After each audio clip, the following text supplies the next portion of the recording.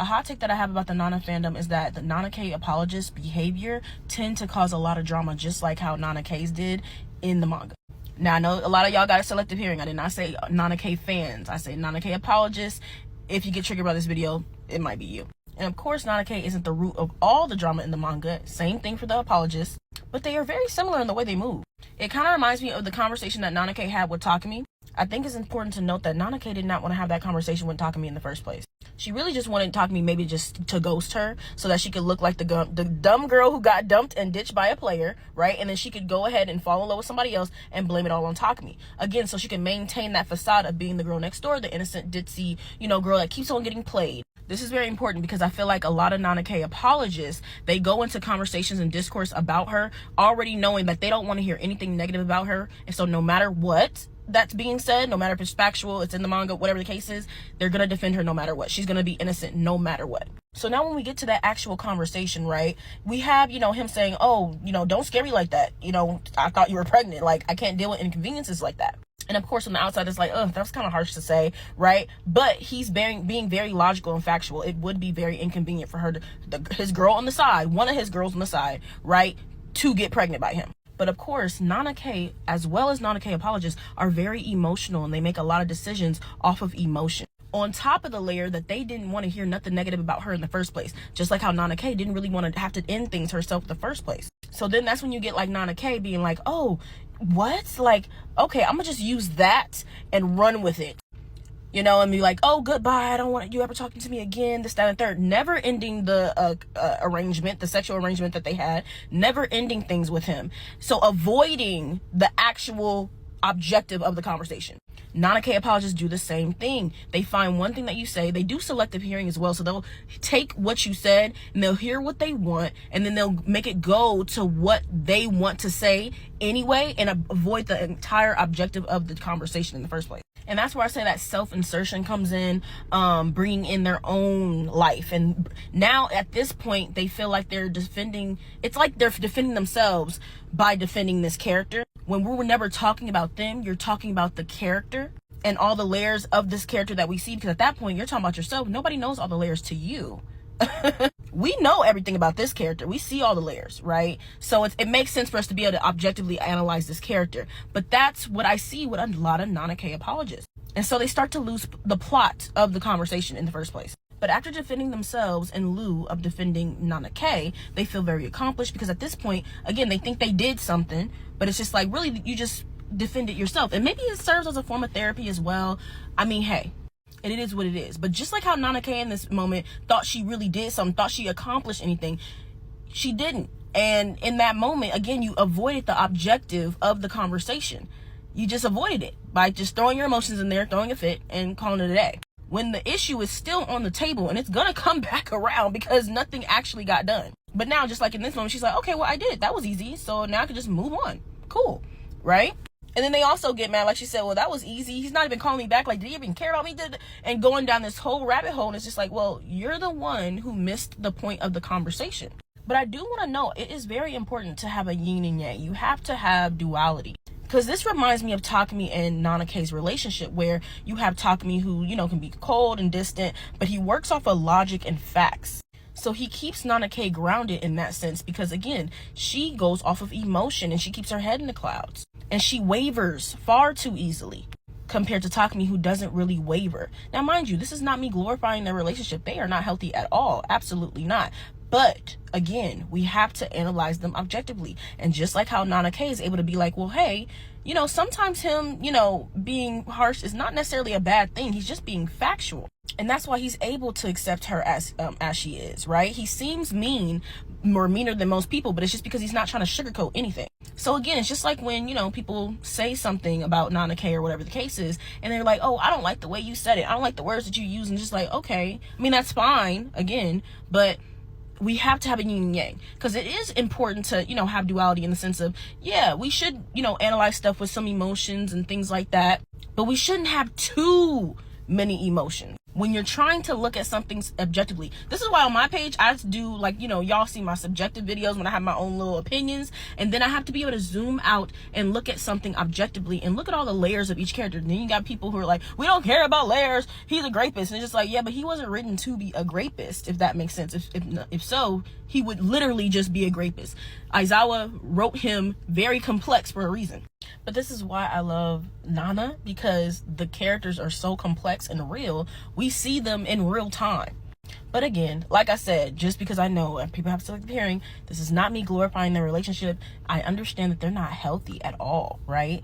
But it is not just black and white. And I think that's another problem, like with Nana K apologists, is that they only tend to see stuff in black and white sometimes.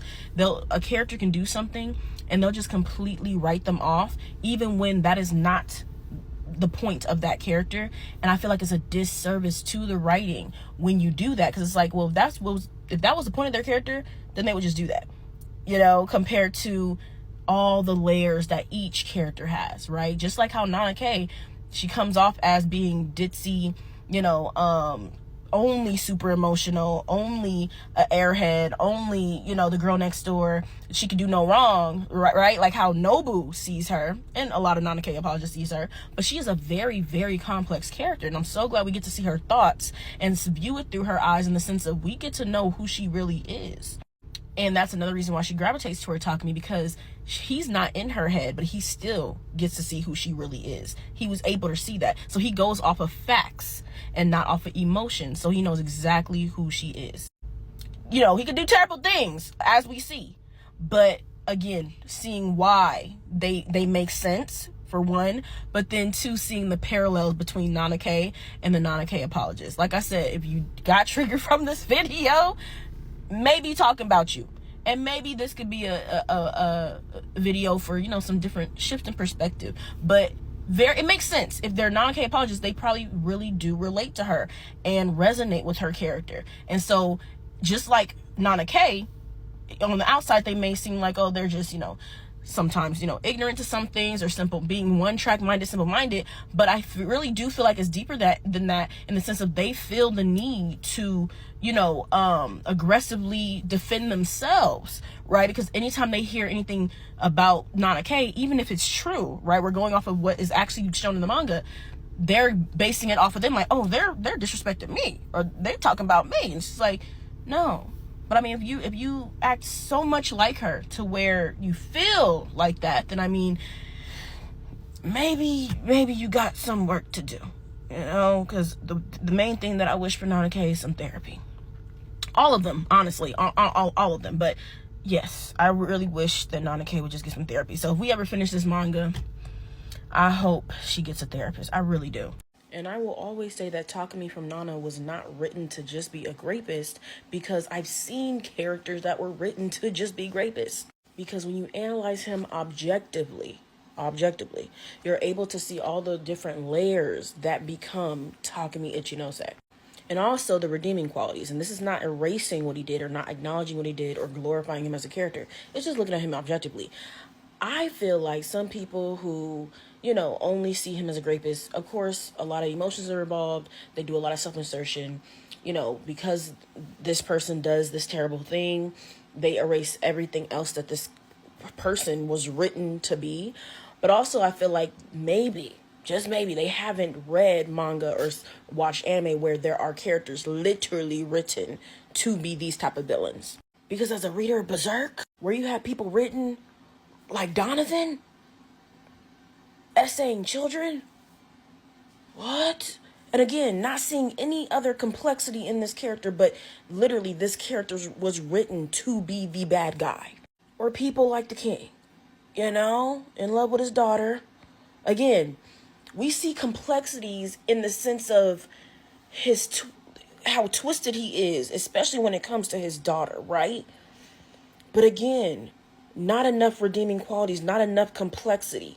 Written that way on purpose to show what his role is in the manga. Again, showing that a lot of his rage towards Griffith, who was able to get to his daughter first, right, before he could. That's his main thing, right? And don't get me started on him.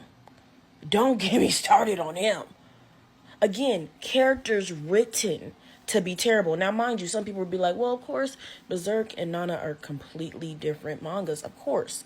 But again, it still proves the point to show there are characters literally just written with no other complexities. Their main thing in the core is to be the bad guy, compared to Takumi, where there's just so many other layers to him and complexity.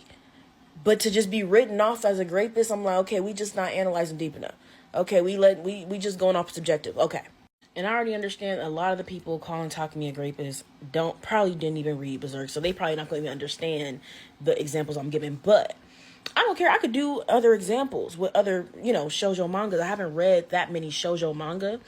But I mean, yeah, give me another one where you feel like, okay, this character is just written off as this, or a lot of people feel like that character is just written off as a rapist or, as a bad person. But when you look at them objectively, you can really analyze them and see that, hey, they're not really written that just to be that. But I can understand why you say this, say that, because I'm like, to write him off as just that one thing. Again, yes, we can acknowledge what he did and things like that, but that is not who he was written to just be. Absolutely not.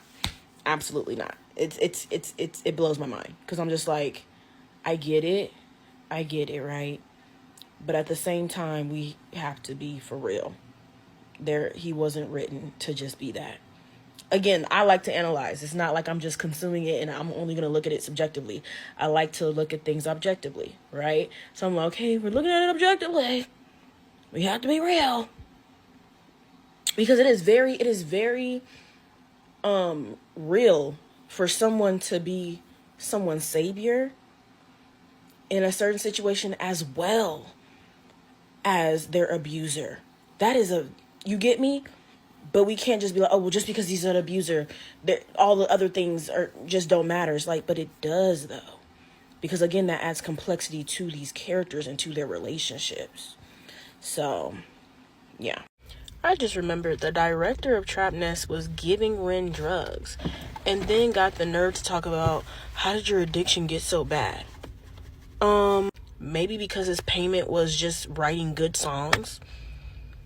I mean, if you could just get drugs and now you're addicted and that's your payment, you don't even gotta pay actual money. Hello? Like, this is my thing. I want justice. You feel me? Because even the reporters, right, that was following Rin and didn't even call the police, they need to be held accountable too. The director, needs to be held accountable for even giving these drugs to Rin, making them so easily accessible, right? And not to say that he was the one who got Rin into drugs in the first place. No, because we see in Rin's backstory, he was a free spirit. He was doing all type of stuff, sleeping with older women. Okay, these older women was sleeping with a young boy. Okay, he was surrounded by drugs. He was drinking. He was doing a lot of stuff, right? But the point of the matter is, how is the director of the band so easily just giving him these hardcore drugs to the point where he's addicted and his hands are shaking to the point he can't even play right unless he gets a hit? Who's gonna hold him accountable? Does anybody even know that he's the one giving him the drugs? Like, he pissed me off bad. Okay, I don't know, this is just a random thought. I was just like, you know what, who was giving him those drugs? I was like, oh, it was the damn director. The person you're working for is giving you the drugs so that they can get better songs. Nobody gave a damn about Rin. But I feel like this is an accurate representation of how it is in the entertainment industry. Like, you're just a body that can produce whatever they need at the time. They really don't give a damn about you or your health at all. At all. I don't know. It reminds me, like, just how nobody really cared about Sheen, right? Nobody really cared about Rin. Even Rayra talking about, oh, I'm going to stop singing not until, Rin gets the help that he needs. No, you didn't really do that because you cared about Rin. You did that because everything went down with Takumi. When you having the power, knowing the power that you have as the singer, knowing that all you have to do is just be like, oh yeah, I'm just not going to sing, and just do like a protest in that way, would have been able to stop stuff long enough to get him help earlier. You should have just did that earlier if you really cared. You didn't really care. Right? As soon as stuff start going bad with you and Takumi, that's when you do that. That's why she was acting like that at the funeral. But like I said, it's just, again, accurate representation, right? These jobs do not care about you for real. They just care about what you can do for them. Stand up, girl. Stand up. Like, quite literally, okay? Like, remember when Rayra wasn't, paying attention because everything that happened between her and Takumi the Kiss, and she just couldn't focus, and he was like, you don't qualify as my lover. And she was like, no, please, just give me another chance. And then he petty because then he brings up Sheen. Because remember, Sheen was in jail at the time. He was just like, oh yeah, I hear he getting out at the end of the month. Like, isn't that great? And then talking about, oh yeah, I'll arrange it to where y'all can meet up at our house, this, that, and the third. And he trifling because he was the main one that tried to, get them not together in the first place. But now he's like, okay, now she's trying to have me sleep with her. Okay, I need y'all back together. But anyway, then she was just like, he was just like, you want to talk. She was like, talk to me, you're too much. Like, you're doing too much now. Like, stop playing, because you already know I want you. And he was just like, you want to talk because you made him fall in love with you. And he was a little ass boy, made him fall in love with you, and then now you just trying to come on to me, and you pushed him to the depths of, and then broke up with him, you feel me, and then pushed him to the pits. And he was like, I can't even believe, what did he say? I can't even believe you have feelings for another man at this point in time. This whole time he's trying to shake her off and call her bluff, and he knows, this is the thing, talking to me smart, he knows that she love him, right? But he's trying to be like, okay, what about Sheen? Okay, I just, just because you're being messy, I don't really believe that you like me for real, so I'm gonna just leave it there, right? And then he brings up Stockholm Syndrome. Before he does that, though, he's just like, you don't really like me for real. You just need somebody to fill the hole that Sheen left, and that's why you're coming to me. And he's trying to plant that idea in her head because he so desperately wants her to leave him alone in that way. He looks at Rayra as like a sister. He actually puts Rayra on a pedestal, right? And it's funny because Rayra doesn't take it as that because she's in love with him and she really wants to be with him, but in like a romantic way. But she doesn't realize that Takumi does love her, but as a sister, he cherishes her. He doesn't want to taint her by sleeping with her or, doing her the way he does other women, right? So by his way of loving her, he's preserving her. I think, what do they call that? The Madonna complex or whatever the case is. But she doesn't realize that because she wants a romantic relationship with him. And it's funny when he's saying this because it's like, no, actually it's the opposite way around. And he knows this. He knows that, no, actually she filled the void with Sheen because she couldn't get you. And then that's when she starts talking about, about Sheen and that lady that he was dealing with and how she was grooming him, this, that, and the third, and how she was saying, I think he's still in love with her. And Takumi was like, no, have you ever heard of a person who was kidnapped falling in love with the kidnapper, right? And he's like, again, like now when the victim is trapped in the world of their captor, they must rely on them for their survival. And when the captor finally treats them with, some sort of kindness, they think that they're their savior, right?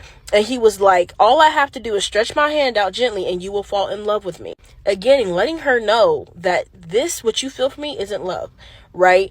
You just feel like it's love, but it's not. Like he's, again, trying to be like, no, you do not love me. Stop.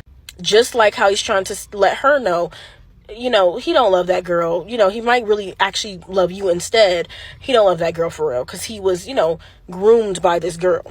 And he's trying to knock it through her skull. I don't treat you in a romantic manner. I don't treat you in that way for you to even be loving me for real. Hello? And he's trying to reinforce, just wait, your prince is going to be here, but you're going to have to deal with your loneliness until he gets here, yada, yada, yada. And she's like, no, that is not what it is. I actually am in love with you. I don't care what you think. I want you. Like, pick me, choose me. And he's like, girl, can you not see that between being with me and being with Sheen, you would be happier with Sheen? It's very obvious. And she's like, I don't want happiness. He's like, you idiot. And it's like, look at their eyes. Like, she is so desperate for him. And he's just looking like, girl, like, what is wrong with you? Like, in the end, no matter what I do, right, I still end up depriving you of your happiness. And he's just like, I don't wish to deprive you of your happiness, right? But she's like, it's not true. And da-da-da. He's like, girl, just calm down.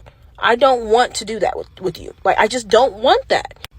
And so it kind of breaks my heart, right? Because it's like, she is a huge factor in Trap Nest working or not, right? And so if he doesn't give her what she wants, we see she's like, she's not focused. She's not able to do her work. Like, she's just miserable. And it's getting to a point where now she's miserable. I feel like, you know, with Nana K being pregnant and them getting married, things like that, I feel like that really accelerated her feelings of like desperation compared to Takumi, sleeping with girls, this, that, and third, but not really being serious with nobody. Now that Nana K came into the picture, even though, he doesn't feel as deeply, for Nana K, on the outside, it looks like, hey, out of nowhere, he's been hiding this secret lover, and now he's getting married, and now they're having a baby. Like, he's really about to just he's starting his family life. Like, she really feels like, oh my God, I've truly lost him, right? I've truly lost him. I've been okay with just being on the sidelines, knowing that, he don't really got nobody that he's serious about. I don't really got nobody that I'm serious about. I'm okay with filling that void for now. But I feel like Nana K's presence really sped up those feelings of like, okay, I'm getting desperate now, right? And feeling more miserable. I feel like she just felt more miserable, like, oh my gosh, like that longing for him really enhanced, right? But it's just crazy because he does not see her in that way. This is like sleeping with his sister. And so we see later on, he doesn't even want to go to work. He wants to stay home with Nana K. She's like, what's wrong with you? She's like, isn't work your biggest motivation? Like, what's going on? You can't have you get complacent now. Okay, somebody got to pay these bills. But he literally didn't want to go to work. Like, that's a huge thing, right? He felt, and then for it to end the way that it did, where she was just like, you R-worded me. I didn't ask for that. I wanted a relationship. I didn't ask for that. He was like, no, like, he was like, don't act like that's not what you wanted. Being Takumi, right? But she was just like, yeah, but she wanted passion. She wanted romance. She wanted love. And it's like, girl, you was never going to get that with Takumi, though. You're just not. He's not emotionally available. Like, blame it on his childhood. Blame it on his family life, whatever the case is. But that's just not who you're getting. So even on the outside, even though he got Nana K pregnant and he's married to her, she's not getting a romantic version of him. You're not missing out, girl. I promise. Like, I promise you. But I just know it was just like, like I already didn't want to do this in the first place. And now this is how it turned out. Like, shoot, I can't do nothing right with this. Like, it's just a double-edged sword.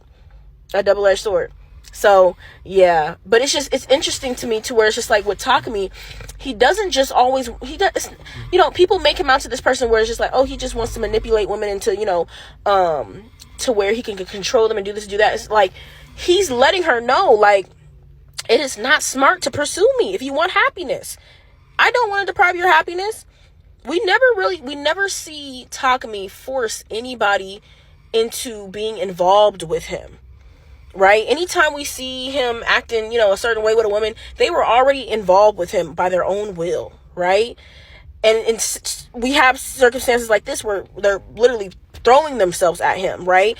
But it's just like, so he's not like a manipulator to where it's just like, oh yeah, I'm going to manipulate you into being with me or being involved with me, right? He's actually trying to tell you, hey, do the right thing for yourself. I'm not the best. I'm not. You don't want these problems. I promise you.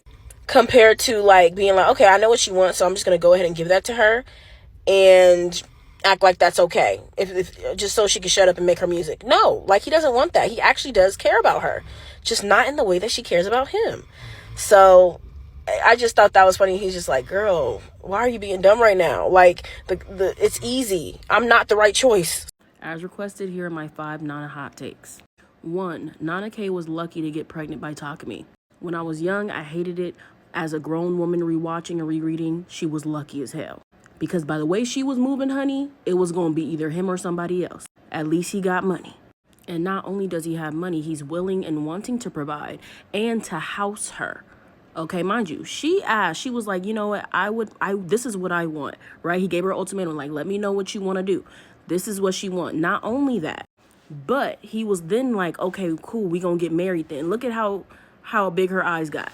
Because remember, the night before, Junko was just getting on her ass talking about, girl, like, what you really finna do? Like, you better hope he want to marry you and do this and do that. And even though he's looking at it from a business standpoint, because he is a businessman, right, and it wasn't out of love, right, she gets to have that security on top of having Takumi Ichinose.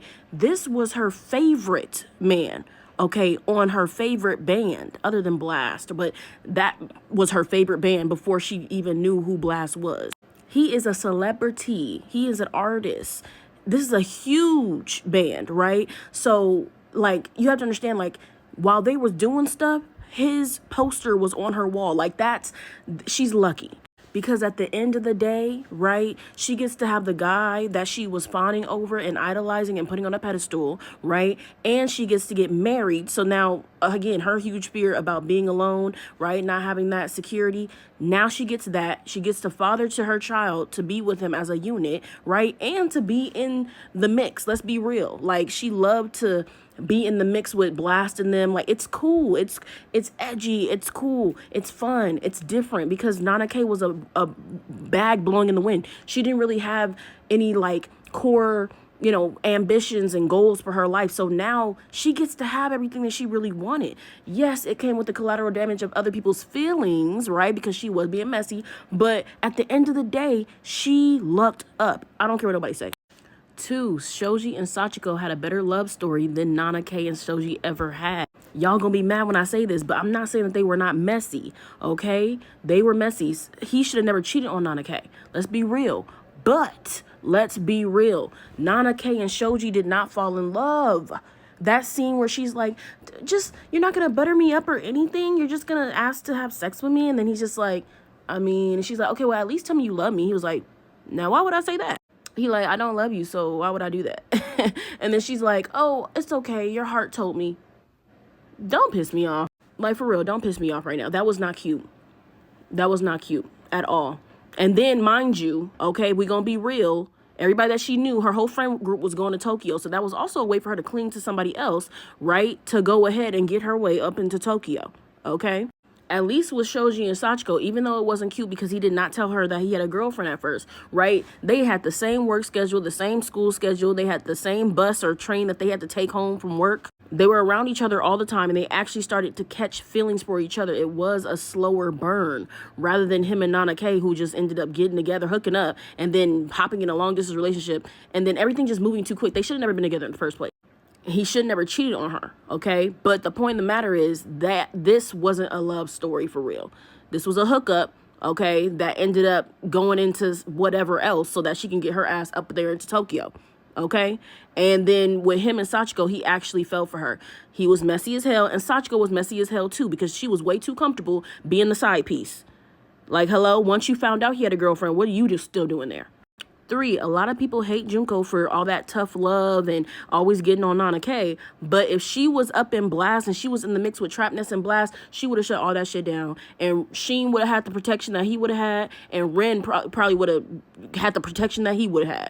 Because here's the thing, with the fandom, we flip-flop, right?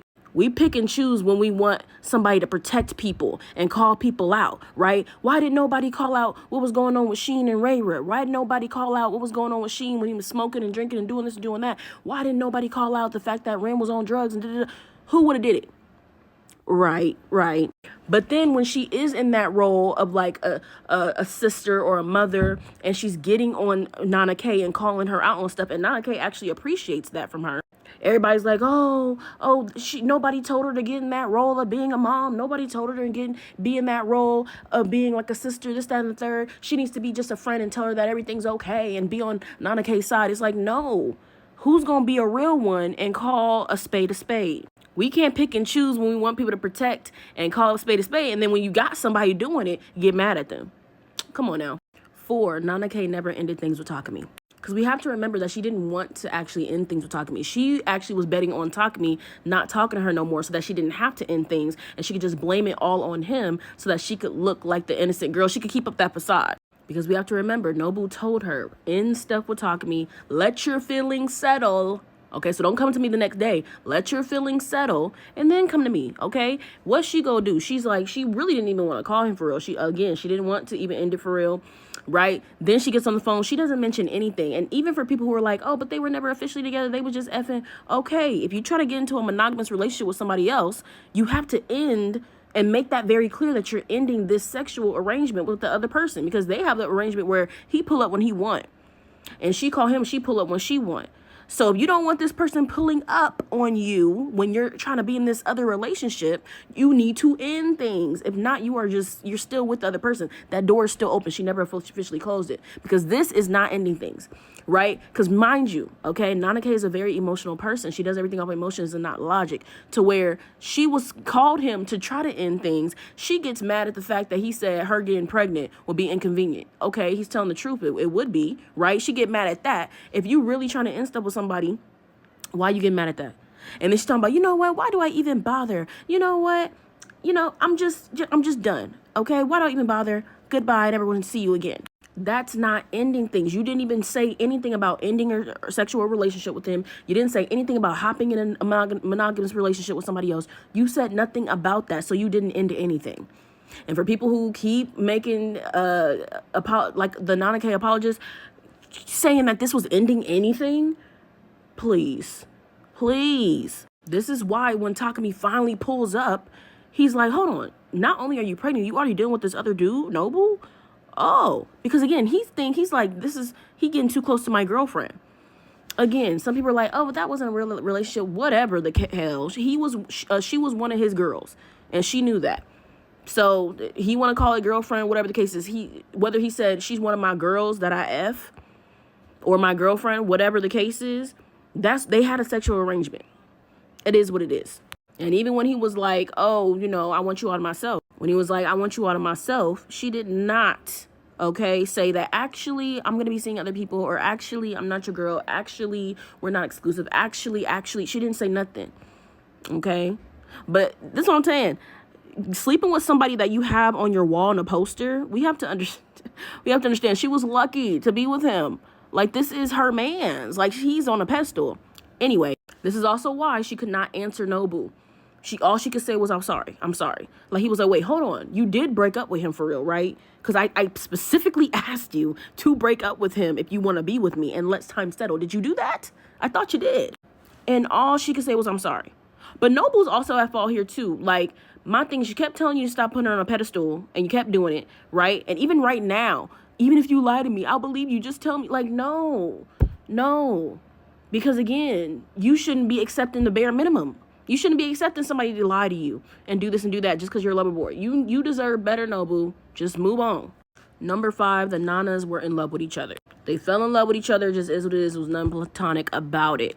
And I'm not saying that you can't have platonic friends that you love, this, that, and third, but Nana K and Nana O were not platonic, especially on Nana O's side, okay? This is literally when she's telling Rin she has feelings for Hachi. And that's why he was like, you wanna sleep with her? And she was like, no, it's not that, okay?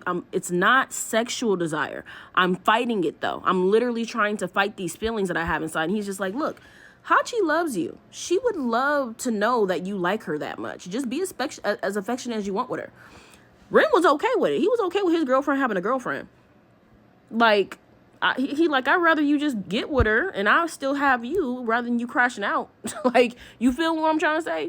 Because, again, Rin is a free spirit. We seen his little backstory. We saw what he was doing at young ages. He needed more protection, too. But the point of the matter is he wasn't tripping on that. So, again, it's like, and throughout the manga, especially Nana O saying, like, she fell in love with Nana K like a young teenage boy would. Like, she is in love with this girl, and that's why she don't know why she acting like it. But then this is when she was like, no, I'm fighting it. I know what it is, but I'm fighting it now. You get what I'm trying to say? Before this moment, she was just like, why am I acting like this? Why do I feel this way? I'm trying to be her friend and be supportive when she's making all these decisions and being with these dudes, but I love this girl. This is crazy. Child, I told y'all that Nana hot take video was gonna be hot because now the girl's fighting in the comments. Especially over the take that Nana K was lucky to get pregnant by Takumi. Because there's a lot of new people that ain't been in my page. They ain't seen how I really go into deep dive in the characters. Ain't seen how I really break down stuff. So, of course, they're going to be like, lucky? By a rapist? What? And this is why I say, I feel like Nana K and Takumi are probably the best written characters in the show, in the manga, because they're so complex, right? Because Aizawa literally did not write Takumi to just be a rapist, right? There are other characters that, not in this manga, but there are other characters in other mangas, things like that are literally written to be just that. And she wrote him so well because although he did terrible things, right? She wrote him in a way to where that is not all that he is. Same thing with Nana K, where she wrote Nana K to seem like, to mask all the time and to seem like an innocent, ditzy airhead girl that can do no wrong, who has to always be a victim. And not saying she wasn't a victim when Takumi did that, of course not, but has to always be a victim, like, oh, the demon lord this, I have no control over my life or my actions, but be the main reason why her life is the way that it is. That's a well-written character right there. It just is what it is. And that's why I feel like they are the two most controversial characters to talk about in fandom. And so when you put them together, it's just because it's going to cause so much drama every time. And I also like the way she wrote Nana K, because yes, Nana K can piss you off, right? But I also feel like sometimes women can have a hard time seeing that a certain type of woman that looks a certain type of way can be the drama. Yes, Nana K can be the drama. Now, we're not saying that she wasn't a victim at all in the series, especially when it comes to Takumi, forcing himself on her and assaulting her. No, absolutely not. But in general. Then also, because we live in a patriarchal society, right?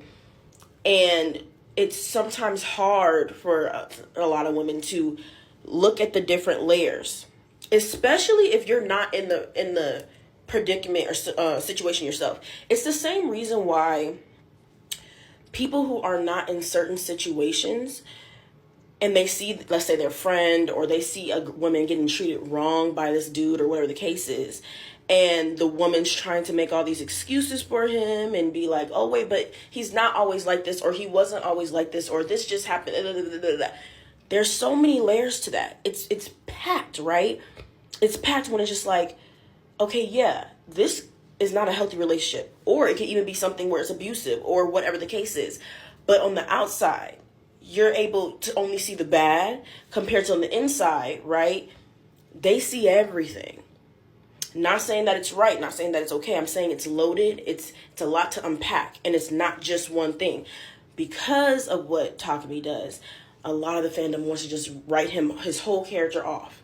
And I feel like it's a disservice to the writer. Okay? There's so many layers to these characters. It's the same thing why Nana K didn't like Noble putting her on a pedestal, because she's like, I have so many more layers to me. Please stop putting me on a pedestal. I am not just the innocent girl that I'm masking to be always around you and Nana K. Nana O. I'm not that simple. Right? But he didn't listen. So it's literally the same thing. It's just, that's why sometimes I say, I guess that could be another hot take, Nana K and Takumi are like two sides of the same coin, in a sense, okay? In a sense. I mean, we could also say that Takumi and Nana O, two sides of the same coin. But I feel like that should be common sense, because Nana K even said it herself. She was like, he's my partner in crime. He gets me. I could be the real me around him, whatever the case is. Like, he ain't shit, I ain't shit. It is what it is, right? But I could always tell how far people have analyzed the characters. If you just watched the show, if you just read the manga, or if you took time to really analyze and break down every layer objectively of the characters.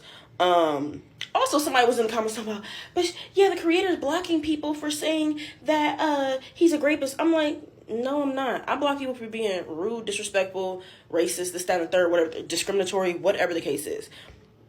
Because it's my platform. You're not going to try to attack my character or me because you don't like my hot take. Huh? But anyway, yeah, amazing writing, because, again, just like in real life with humans, there's so many layers to people.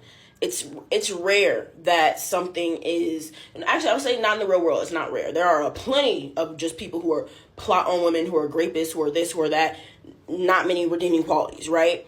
But in the real world, there are so many layers to people where it's like that person can do a terrible thing, but then be great over here in this area. Or a terrible thing can happen. They can do a terrible thing, but it wasn't like it was planned, premeditated, this, that, and the third, all that kind of stuff, compared to somebody who that's what they do. And they're a serial this. You get what I'm trying to say? If she wanted him to be just written off as a rapist, I'm pretty sure she probably would have wrote him that way, compared to writing him as a fit to Nana K's character. If you really analyze her character. Now, yes, does that not mean that, oh, but I think she was accepting the love that she deserved, that she thought she deserved? I think that's in there too. I definitely think that's a part of it. But for who Nana K is at the time in the manga, right?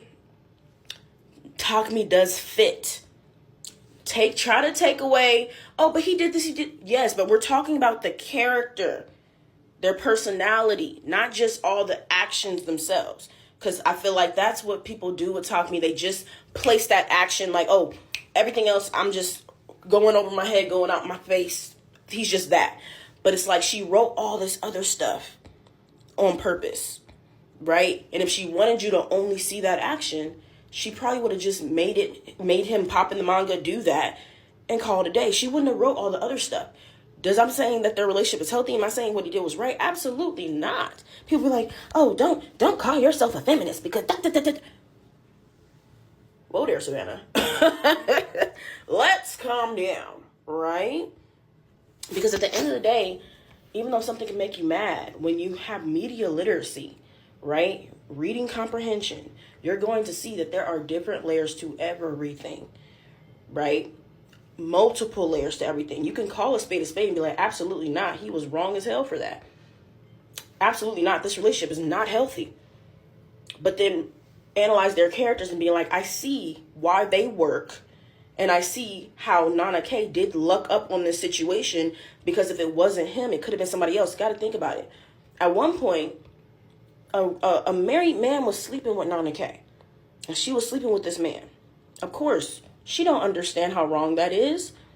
But she could have easily gotten pregnant by somebody who was already married. And let's say even in her 20s, she could have easily been sleeping with somebody who was married, right? Think about if that day her boss, right, confessed his love, this, that, and the third, whatever the case is, Nana K was open and willing to accept that. She was with Shoji at the time and still thinking that he was going to confess his love, and she still went on that date, right? She could have been sleeping with somebody who was already married and then just would have completely blocked her and was like, oh yeah, I'm not taking care of that baby. I got a wife and kids. Or she could have got with somebody who was completely broke. Mind you, Nana K didn't have goals, ambitions, or a work ethic to keep a job when it was just herself. When she got out there, she spent all her money at her job, at that, to where she's asking her friends for money. Imagine somebody like that pregnant and a single mom, or with somebody who has no money, or who just dipped out on her, or whatever the case is. So because you don't like Takumi, that's fine, but it's okay. And if you don't want to entertain the idea that she was lucky, okay, that's fine. But it's okay to be like, you know what, in some ways, yeah, she did luck up. If you don't like the word lucky, some people are like, oh, let's just say more fortunate. Okay. we can play battle of the words later, but the point of the matter is you get it. Right. Some of y'all are not going to get it, and that's fine. But you get it. Right. Because, yeah, for her character, how she was moving, like I said, same thing for Takumi. You're raw dogging fans. You was going to get somebody pregnant. Thankfully, you got somebody pregnant who actually wants to be a mom. Thankfully, you got somebody pregnant who actually going to lean into being a mother rather than somebody like maybe not Nana O who's going to run away. Right? Because he wanted a family too. But he wanted the right type of mom for his family. Because he wanted like a warm family since he grew up in a cold household. So it's like, again, when I say by the way they was moving, somebody was going to get pregnant. It's not a lie. Did I lie? Right. Thank you. But the reason why I get a lot of hate when I talk about Nana K and Takumi together is because most of the fandom can only view them through a conflict theory lens, instead of being able to see them through a functionalist theory lens. Remember, I'm a sociologist, so we are forced to take ourselves out of it, take our emotions out of it, and view things objectively and through different perspectives and lenses. And sometimes that is hard, and not everybody can do that because, you have to understand your positionality. So like for me as a woman, as a black woman in society, it's sometimes hard to take your emotions out of something and just analyze it objectively. But that's what sociologists do so that we can understand how society and people work. So example, with conflict theory, that one's easy for everybody, right? When they see Takumi, they see him as a problem. They see the power dynamics between them and between Takumi and Nana K. again, all this is correct. He is a man in a patriarchal society, so automatically you got power with that, right? He's wealthy, he's handsome, he's conventionally attractive, right? Because yes, that's a whole thing too. If he wasn't handsome or wasn't considered handsome, it will be a different story. He wouldn't be getting away with a lot of stuff he gets away with, right? But on top of him being wealthy, that's a big thing too, right? Same thing. Wouldn't be getting away with a lot of stuff he would be getting away with if he wasn't wealthy. This is a power imbalance, right? So with conflict theory, there's always somebody at the top, right? And there's somebody at the bottom getting exploited by the person at the top, but they both need each other for something. So on a micro level, when you look at Takumi and Nana K, you see, okay, Takumi is the person in power, right? And he is exploiting like Nana K's emotional dependence, right? Because we also see that emotional manipulation where sometimes he's hot, sometimes he's cold, right? He'll be cold and distant, and then he'll be hot and be like, oh, I don't want anybody else to have you except for me, making her feel important and things like that, and then go back being distant. Knowing that Nana K is emotionally dependent and she has low self-esteem, low confidence, and doesn't have like any direction in life. On top of like even with the essay and things like that, and that being a bigger problem just in general with society being a patriarchal society, and then even it being a problem on a micro level in relationships. And again, with conflict theory, seeing how that's a problem because of this power imbalance, how even women sometimes don't see it as much as a problem, right?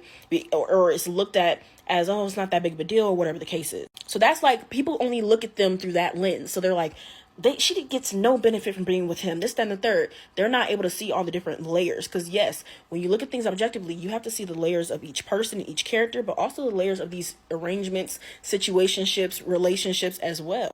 And being able to see the layers means you have to put on a different set of glasses, right? So now, instead of looking at it through conflict theory lens, let's go ahead and put on functionalist theory. And with functionalism, you're looking at what is the purpose of whatever's happening here, whether it's on a macro level in society or whether it's on a micro individual level. What is the purpose of this relationship? Because if it had no purpose, it would not be happening. And this is a hard one for people, right? Because that's a hard pill to swallow, to be like, hey, this is a thing that I really don't like. This is a thing that I consider bad, but it's happening for a reason, or else it would not be happening. For example, think about homelessness, right? That's a social issue. So you can have a lot of people being like, hey, I don't like the fact that, homelessness is on the rise. People deserve housing. This is a big issue. Why is it happening? We have enough money. The country has enough money. But with functionalist theory, right, we have to take away our feelings of it. We have to look at it objectively and look at who is the dominant group. Who is benefiting from there being homelessness, right? Because we live in a capitalist society. So it is a benefit to the dominant group, the people with power. Some way, somehow, if it's still happening. Because it's not about if we have enough money to fix it. The country has enough money to fix it. It's about the people in power wanting it to still happen, right? So that's functionalist theory, right? So it's sometimes hard because you have to take your emotions out of it. So now on a micro level with Takumi and Nana K, how does this work, right? How does their relationship work? What is the purpose of their relationship? How are they both benefiting, right? So let's talk about the person in power where we look at like Takumi. How is he benefiting from this relationship? Because again, looking at functionalist theory, if he was not benefiting from this relationship or arrangement, it would not be existent. He wouldn't even keep it going. So we all know when they first got together, first things first, yeah, like she was easy, she was cool, like she was, you feel me? Like before he left, cool, he got his little rocks off, whatever. But then we also know that he didn't get back with her and go back to that apartment that night because of her. He low-key had forgot about her. It was because he could get back at Nobu, okay? And because they emasculated him at that club by pouring that drink on him and pulling up his shirt, acting like they was about to fight, this, that, and third. That's embarrassing, right? So what did he do that night? He went and, hooked up with Nana, and that's when he was like, yeah, I don't want anybody else to have you but me. Also, we have to know that Takumi is emotionally unavailable. Like, he is a cold person, and it's not necessarily by choice, okay? We got to look back at his childhood. We got to see how his childhood was. So preferably he would need somebody to offset him, somebody who brings warmth, who brings emotion, because he's so cold and distant. So Nana K also serves as that warmth for him, because remember, he wants to have children, he wants to have a family, maybe not that soon, but he wanted to have a family life than he grew up in. Nana K can provide that for him, because unlike, let's say, somebody like Nana O, who's kind of afraid of being a mother, like, she, when it comes to stuff like that, she'll run away. You have Nana K that actually wants to be a mom. She wants to be a housewife. She wants to be a mom. Like, she just wants to be there to support, and, she's bubbly, this, that, and the third, whatever the case is. So he also benefits in that way too. And Nana K was with the program, right? Like, we have to remember when they first started hooking up and he was just like, yeah, I really don't have girls like that because they just don't get it. They don't understand that I have to work, and they all say that they don't want to deal with me later on. And Nana K was like, how dare they? Like, they don't understand that you have to work. Like, I'm a Talk Me fan and I'm a Trapness fan first. Like, I understand. So again, she was with the arrangement. Like, we see this all the time when we have, these rappers, these artists that go on tour, this and the third, and they say, I let all my girls know the deal, and if they can't be with it, we not with it. You get what I'm trying to say? So she knew, and she was okay with him being with other girls. I believe she even says it once. She was like, I know, what did she say? I have to get the manga pen, but she was like, I know I'm just one of his many girls. I just want to be, like, I just want him to call me back, or I just want to be, like, in the top. So he gets to have somebody who is going to support him, right? And not really be tripping that he's with other women, not really be tripping that he's taking really long to hit her up and this, that, and third. It's like he finally found somebody who's with the shits. Now, on Nana K's side, now this is where I say, people don't like to talk about it this way because they only see the essay, which is valid. Like, that, it's, when you look at functionalist theory, you're never saying that something is okay. You're looking at why something works, though. And I think that's where people get it messed up. They can't take their emotions out of it, which for some people, rightfully so, especially if you were in like a DV situation, or, you've been assaulted or whatever the case is. These videos probably not even going to be for you, because you're going to have to take away, right, those emotions to see, well, why does this work? Why are they still together? Why is she still with him? Why did she have another baby by him? Why, you get me? And it's a lot of different reasons why. It's not even just going to be just functionalist theory and conflict theory, right? But when we're looking at it through functionalist theory, we're looking also not only how he, right, benefits, I also look at how she benefits as well. And again, not saying that this is okay, not saying that she deserved this, right? Deserves all the BS that comes with being with Takumi, but saying also, this is a character that was asking for a certain lifestyle, asking for a certain person, putting a certain person on a pedestal, right? And to her, right, she lucked up. Like, she gets to be with Takumi Ichinose, for one. For two, she doesn't have to work. We know Nana K doesn't have a good work ethic. She almost went completely broke and wasn't going to have no food, wasn't going to have no rent, this, that, and third, spending her money at her job at that. So she didn't want to work, right? On top of that, now she gets to be a housewife. She gets to be a mother. Now she doesn't really have to float in the wind anymore because she's good. She's taking care of it. And also, she wasn't being held captive by him. So some people might be like, oh, that's financial abuse. It's like, no. Even when she was like, what kind of person are you? Or she was like, yeah, you're really messed up as a person or something like that. And he was like, you feel that way about me, I'll pay complete child support and you can live with your parents and raise the baby there. Like, I don't want to mess up my child. He was like, if the dad's messed up, the child gonna be messed up too. I've seen it. And then she was like, oh, I'm sorry, I didn't mean that, this, that, and the third, whatever the case is. So she was never being held against her will either. Some people might be like, oh, at that point she was trauma bonded, and who wants to choose, to raise a child on their own? Yeah, but that is an act of choice. We do have free will. So this is where I'm trying to say, there are some positives for Nana K when it comes to getting pregnant by Takumi. And this is where people start to get upset. They're just like, well, no, because they can only see the essay. But that's a disservice to the writing, right? Because Aizawa wrote all these layers for a reason. So this is me pointing them out, right? On top of the really big thing of Nana K is masking. A lot of her personality is a mask, right? To where she finally feels so secure with Takumi because she's a very emotional person and he's very logic-based. On top of the fact that he knows the real her and she could just be her full, authentic self around him. She doesn't have to emotionally manipulate nobody. She doesn't have to act like the girl next door and act ditzy and bubbly. She could just be herself. So now let's look at Nana K and Takumi's relationship through symbolic interactionism and social exchange theory. So with symbolic interactionism, we're looking at how personal meanings shape relationships. So with Takumi and Nana K, we're going to look at how they use different symbols and meanings to interpret their relationship with each other. So for Nana K, Takumi is like a symbol of security, right? He represents adulthood, wealth, love, even if he doesn't express it emotionally. He represents like protection and responsibility, right? Because he's looked at as very responsible compared to her. And even though he's cold, right, and he could be harsh and brutally honest, she doesn't look at it as emotional neglect. She looks at it as like part of his personality. For Takumi, Nana K represents like devotion, unwavering devotion and loyalty.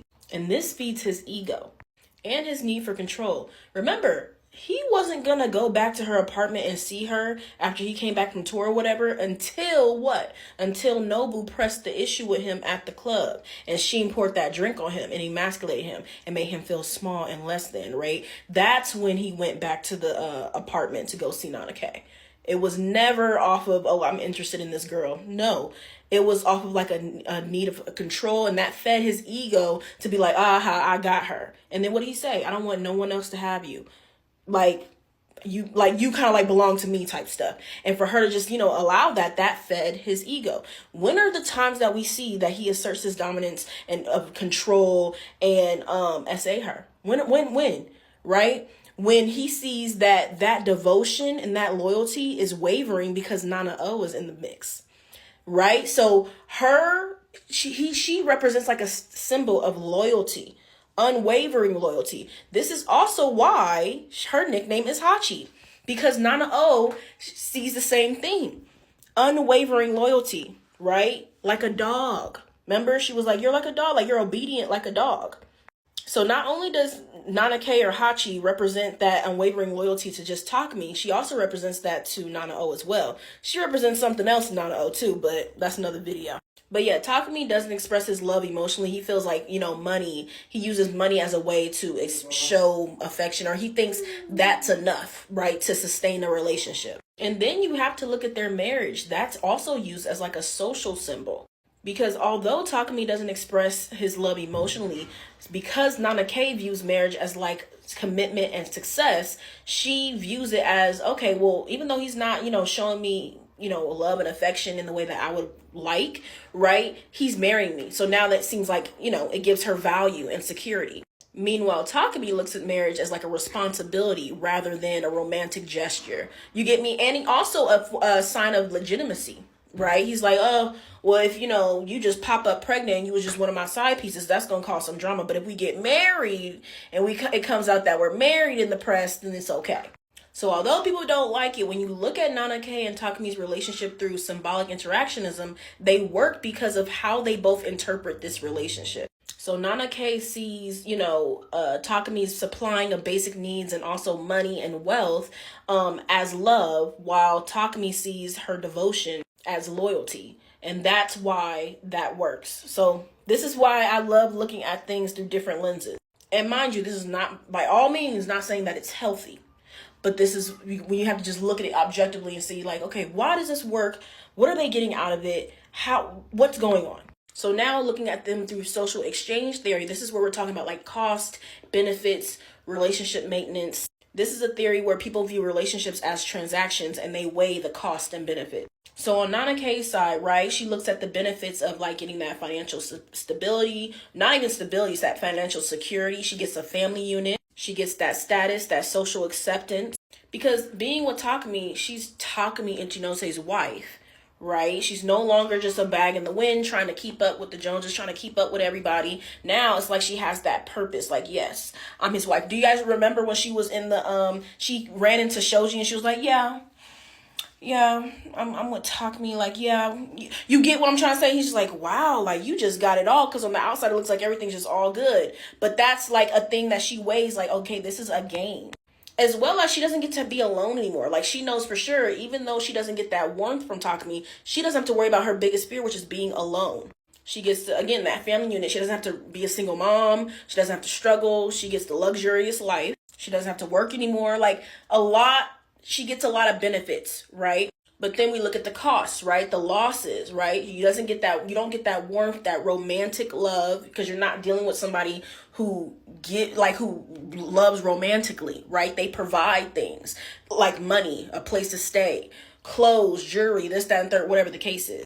So she's losing out on being able to experience romantic love, right? And really being able to have her independence, because now this is a transaction. Now this is like a business transaction, a business arrangement to where, sometimes, I don't need you over there with Blast and all them. I don't need you at Rayra's birthday party. I need you out the mix because this is my business. right? Even though those were your friends and this, that, and third, and you are an adult and you should have your own life. Now, since you're in this arrangement and now you agreed to marry me, this is an arrangement now and I need you to follow the rules. So now she's missing out on that independence, that full independence. Like, yeah, he wasn't having her with a ball and chain, but if you are going to agree to be in this arrangement, now you got to follow these certain rules, right? And on top of, again, missing out on that emotional fulfillment, also having to be subjected to when he feels the need to assert his dominance on her with, essaying her or being forceful with her or anything of that sort. You get what I'm trying to say? Because like I said in the last theory, again, when does he do that? Whenever it seems like her loyalty to him is wavering, whenever it seems like she's centering somebody other than him, whenever that wavers, and we saw the 2 times it happened was when it seemed like her focus was on what Nana O cared about or on Nana O rather than him. He's like, no, focus on me. You should be worried about how I feel, right? So again, this is something that's a cost. That's a negative. That's something that she has to weigh out the pros and cons. So then you look at why does she stay, right? So with social exchange theory, you balance it out. You're like, okay, what are the pros and cons? What am I getting out? Is the benefit higher than the cost? So Nana K stays because she thinks she takes financial security more over her emotional fulfillment. She feels like if she leaves, then she will be, struggling not only financially, but also probably feel like she'll be struggling emotionally as well, because not only is it financial security for her, but it's also security as for like a family unit, security to where she doesn't have to keep trying to find love. You get what I'm trying to say? I know people are like, oh, but she's still not getting love. Again, yes, but you have to look at the type of character Nana K is. We meet her literally being a chameleon and changing everything about herself to be chosen by these older men. It was always older men for whatever reason, right? And because this is before she even dealt with Takashi, right? But that's literally been her whole personality from the beginning. So now she's like, okay, well, if I'm pregnant by this man. Not only am I pregnant by him, but we can get married. He got money. I don't got to worry about nothing. She puts that on a higher scale, right? Than being alone and still having to figure it out. On top of that, probably being a single mom, all this kind of stuff. So this is what I'm saying. Sometimes we have to not self-insert ourselves and we have to analyze the character, because this character is, again, she weighed the cost and benefits and she's like, well, the benefit is more than the cost. So this is what I'm, like I said, it's not okay. It's not healthy. It's not right. But this is looking at it through these lenses and seeing why this is happening. So real quick, with Takumi, he looks at the gains of this relationship with Nana K. As, he gets a social respectability because now he's a husband. Not only is he a businessman, a hardworking man, but he's a husband. He keeps all his cheating and stuff, in the background. Again, this is an arrangement that Nana K already knew about. It's not like he's just cheating on her and she don't know. She already knew from the get-go that this was what it was going down. So he keeps all that behind closed doors, but then on the outside, he's respectable. He's going to be a father. He's, he gets that social respectability. He also gets loyalty and control. Like I said in the last one, Hachi is like a dog in that way where she could be obedient. She'll follow you faithfully. So he gets that as well. And this also feeds his ego. A con for him is the emotional connection and the fact that he cannot move around freely. Like before Nana K, he was able to just, he had the freedom to be completely unattached. No strings involved, no baggage, right? So that is a con to where he has to worry about that now. He has to worry about hurting her feelings. He has to worry about, oh, now I have this attachment. I always have to think about Nana K, in the back of my mind when I think about these things. But why does he stay? It's because he gets to have that family unit, that family life that he wanted, somebody who's loyal to him, while also maintaining his emotional distance. Because again, she accepts that part of him as just a part of his personality rather than understanding that can be emotional neglect. But he's able to, she's not asking him to change, so he's able to just do both. So they both stay because they feel like leaving would be more costly. Yes, and some people probably thought Nana O telling Nana K, girl, you better fight for your man or else you're going to lose him, was off brand. But in reality, that's how Nana O felt about Ren. Even though on the daily, she's like, F men, F Ren, I'm going to be better than Ren. I don't need men. I'm an independent woman. She wanted Ren to choose her so bad because it broke her heart that Ren chose Trap Nest, and that Trap Nest had Rayra. If y'all remember the scene where Nobu was like, Nana, I just found out about Rin. I don't care. I'm sticking by your side. I'm not playing for anybody else but you. And she was like, damn, I really wish my man would have said that. Like, that's literally what you're saying is what I wanted my man to say. And so in her own way, she started to fight and fight back. She was like, you know what? I'm going to go ahead and get singing lessons. I'm going to get my voice right. I'm going to be even bigger and better than him. So I could also be on that level to where you're going to have to respect me as an artist, right? And we're on that same level instead of me just being a housewife to you. While I watch you choose other people over me. While I watch you choose another woman over me. You're playing for another woman? And I'm supposed to stay at home and just be, because he was trying to get her pregnant bad. I'm just supposed to stay at home with the baby and cook and clean and put my whole life and dreams on hold? No, absolutely effing not. So then fast forward to when they see that Shoji is cheating on Nana K. Because of how Nana O feels, this whole thing is not only her pursuing her dreams as a, singer and as a rock star, whatever the case is, it is also her fighting, for Rin. So she wants Nana K in that moment to fight for her man. She's like, show him that you're the better girl. Show him. And she's like, no, I don't want him. Like, if she could take my man, I don't want him for real. And I think that shocked Nana O because she didn't really do that, right? Like, okay, if my man can choose Trap Nest over Blast, not only that, but to play for this other girl over me, but I wasn't able to let him go the way that Nana K was able to let Shoji go. Now, Nana K and Shoji's relationship is a whole nother video like I've made before in the past, right? And so their relationships are different, right? But still, I think that shocked Nana O to see somebody like Hachi, right? Be like, no, I don't want him. Like, no, I'm not going to fight for him and show him who the best girl is. No, he already chose. He made his choice. And I think that's a hard truth for Nana O because Rin did choose and make his choice. Not saying that Rin doesn't love Nana O, but I think that was a big thing for Nana O to be like, he made his choice with Trap Nest. It was a hard decision. It was a hard choice, but he did. And that's the choice he made. And she didn't want to admit it, but it's like she always held a grudge against him ever since then. Their relationship was never the same after he made that choice to go to Tokyo and be in Trap Nest. And they still have mad love for each other, but it was just never the same. She held so much resentment, and there was just no fixing it. So everything that happened after was just adding fuel to the fire. You feel what I'm trying to say? Like, seeing these pictures, or seeing the picture of Rin and Rayra together, and it looks like something. She tried to play it off like she didn't care. That shit broke her. It broke her. And we see this, right? When she's crashing out and she's crying, she locks him out the bathroom. And he's just like, Nana, there's nothing going on with me and Rayra, I promise. And it comes out, because again, she's been playing it cool, acting like she don't care, right? But it comes out, I don't want you writing for anybody but me, right? Now, of course, Nana O is a whole video. And like I said, I've made these videos before in my Nana playlist, but where, we see that Nana O don't know what the hell she wants. She want Nana K to herself. She want Rin all to herself. She want Yasu all to herself, right? She's very possessive. And she does have abandonment issues, okay? It starts with her mom. But the point of the matter is that scene where she's telling Nana K to fight for her man, that's obviously not her man no more, right? It stems from her still fighting for Rin, right? Which is very confusing because it's like on the day-to-day, she's cold to him. Right? They'll have their little heated moments, their little hot and steamy moments or whatever the case is. But on the day-to-day, she will never forgive him. And she said that before. She said, it's never been the same. I can never forgive him for going to Trap Nest. It just is what it is. So she was always going to give this man hell. Right? But she doesn't want to let him go. He still got that damn necklace on his neck, the locket on his neck, that she will not give him the key to. So she wants to still have claim on him. But she can see, like, it doesn't matter. Like, he will not choose me.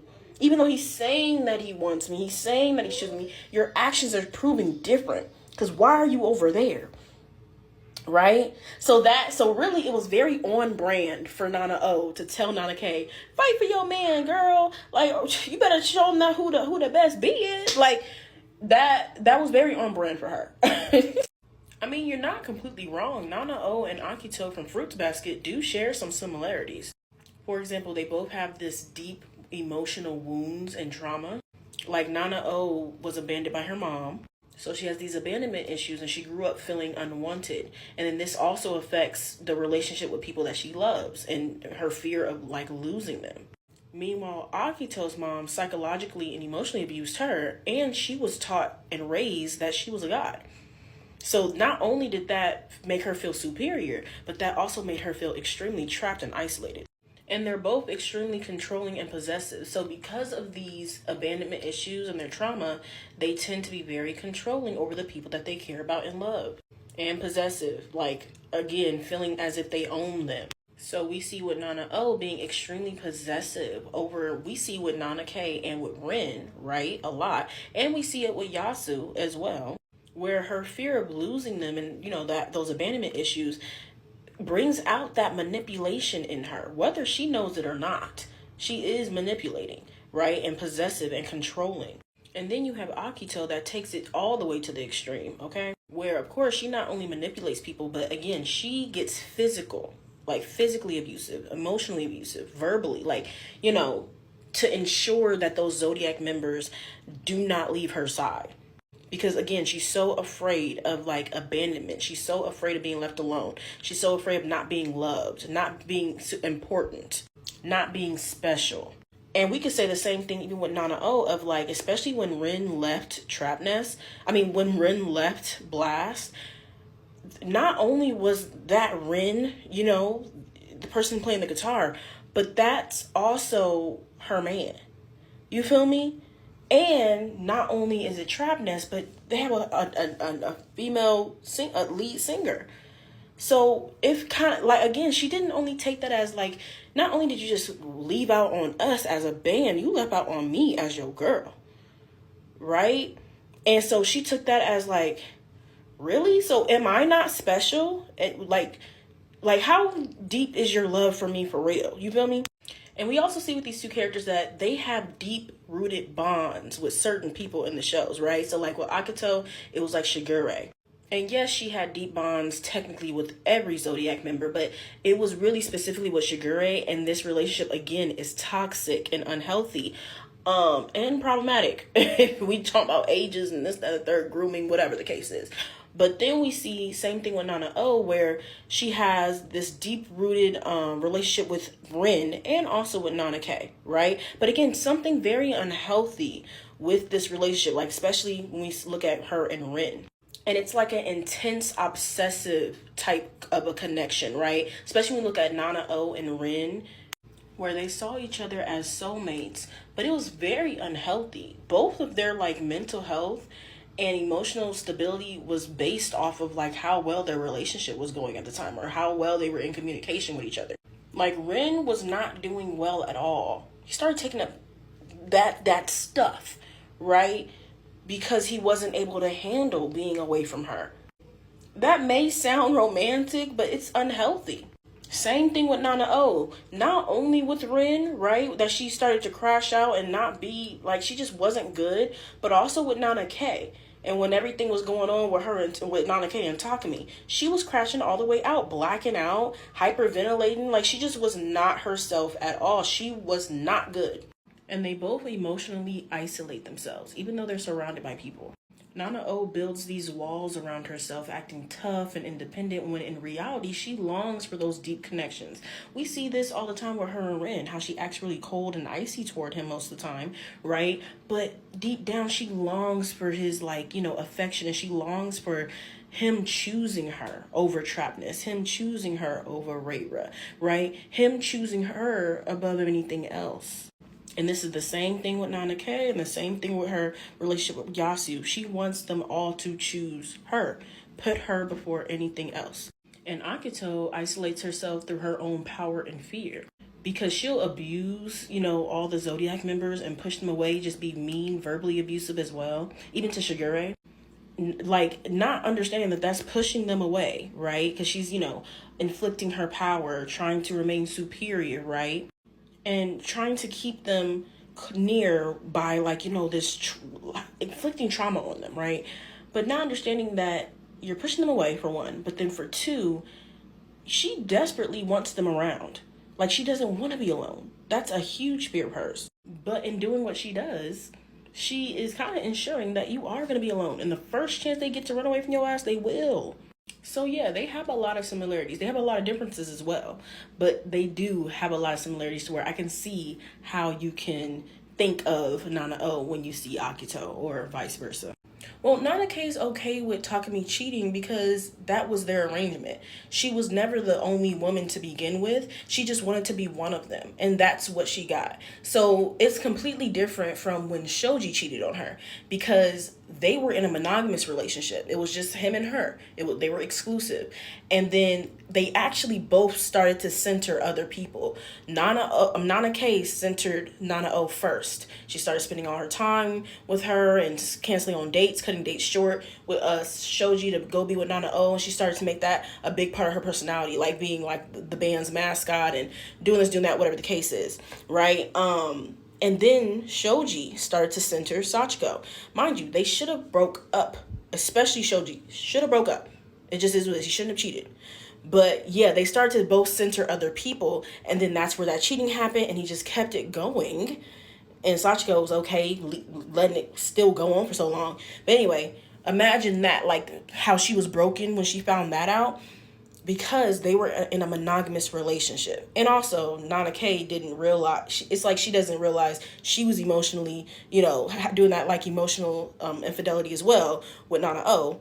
That's neither here or there in this video. But the point of the matter is that that's why she's okay with Takumi cheating. We do see later on the manga when she finds out that Reira is on the docket too, right? This is not by Takumi's choice. He did not want Reira to be on that list, okay, of women that he has dealt with. But nevertheless, she does become one of the women on the list. That we see toward the end of the manga, she is like, no way, it cannot be Reira. And she's starting to put two and two together before the manga ends. So she seems to be okay where she's like, okay, I know, he has girls, this, that, and third, whatever the case is. But I didn't know it was one of them was Reira, who be up in my face, who invited me to her birthday party, who did this, that's the one that he works with every day, who he sees every day. She didn't know all that. So we do see toward the end of the manga that is having her a little shook. But also adding another layer of Nana K accepts the love that she thinks she deserves, right? And also she, weighs the costs and benefits. This is what I was talking about in my other video, social exchange theory, of oh, that's one of the costs, knowing that you're not going to be the only one, knowing that you're not going to be emotionally fulfilled, right? But she gets a lot of benefits. Another cost, okay, like him asserting his dominance and being forceful with her during, in the bedroom and this, that, and the third, whenever he feels like her loyalty is wavering between him and Nana O, all that kind of stuff. There's a lot of cons, but she has weighed the benefits to weigh heavier than those cons, and that's why she stays. But yeah, it actually goes with her personality when you think about it, so that she could have that security of, hey, I will never have to be alone. I'll have a father to my child. I have that family unit that I like. I have the luxurious life that I want, and I get to have that commitment, even though I'm not getting that emotional fulfillment, even though I'm not getting that monogamy and that faithfulness, I get all these other things. And she has weighed, that's what that social exchange theory is, seeing relationships as a transaction and seeing, okay, is it like if I leave, it will be more costly if I leave. If I stay, I'm getting more of a benefit. Yeah, I call Nana K by her name instead of Hachi because I'm like, she's not a dog.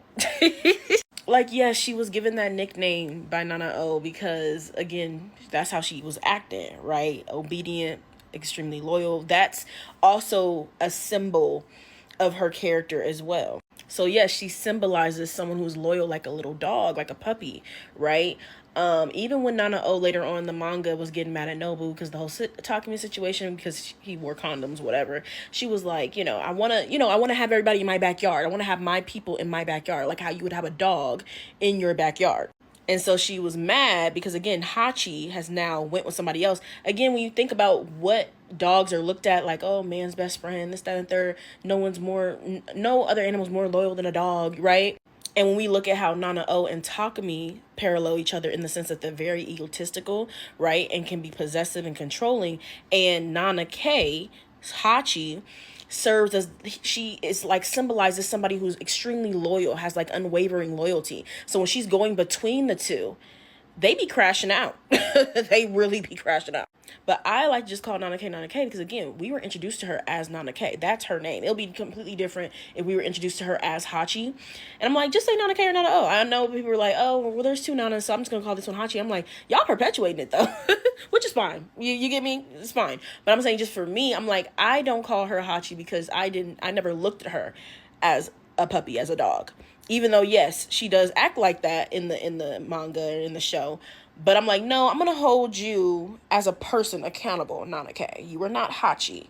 You feel me? You are Nana K. You are a person, right? And although you may act like this, we know, because we see those thoughts. She's not just a ditzy airhead with nothing in her head. We see those thoughts. She is smarter than she lets on, right? So I just feel like, yeah, I'm going to call her Nana K. Because, yeah, she's Nana K. She ain't Hachi. You feel me? I feel like even seeing who calls her Hachi, when they call her Hachi, when she's called Nana, things like that, even like that means something too. I honestly do not know how the Nana manga is going to end if the author decides to finish it. And the reason why I say this is because I believe last year she was saying she does plan on finishing it, but it has to be at her own pace due to, her recovering from her illness. But it has been 16 years? Like, I believe the last chapter of Nana was released back in 2009. So a part of me is just I truly don't know, because I don't know if she gonna play in our face in one way or another, or if she's going to even keep the same ending. You feel what I'm trying to say? She's quite literally not the same person that she was when she first started the manga. And then when it went on hiatus, she's just not the same person. That's 16 years. She's grown. She has more of life seasoning. The world is different, So I quite literally don't know. I don't. But I am excited. Because, again, she even said, a lot of this was inspired by real events or, real people and things like that. So, again, what has happened in these 16 years? What has inspired her in these past 16 years? Does she even have the same ending? Does she want to even keep the same ending, or is she scrapping it and changing characters, developing them differently? Again, the world is different, so therefore, is she also going to make and also in the manga there's been a time skip, so it's there's so much room for that creativity. I truly don't know. I mean, I can say what I would prefer to see some stuff, you feel me? But I truly don't know. I don't know how she gonna end this manga, if it ever does end. I mean, there's all different types of endings. I mean, we can see, they find Nana O. I mean, they basically found her, but they need to just go and actually find her. I mean, we don't know if Nana O is going to be happy to see them, or if she just no, it's too painful. You guys remind me of Rin and, the old me, this, that, and the third. I feel like even just seeing Nana O with the longer hair shows a difference, a transformation, whatever the case is. And for also her being able to, I mean, we know she's alive, but her being able to be away from all that reminds her of Rin and Blast and this, that, and the third. It shows a lot, because for so long she was struggling with trying to control, trying to keep people around her and keep people there with her, and that fear of abandonment and being alone. And now it seems from the end of the manga that she wants to be alone, because this whole time they thought she was dead and she's alive, but she's still singing. So that also shows that she does really actually have a passion for singing. I mean, we see this, right?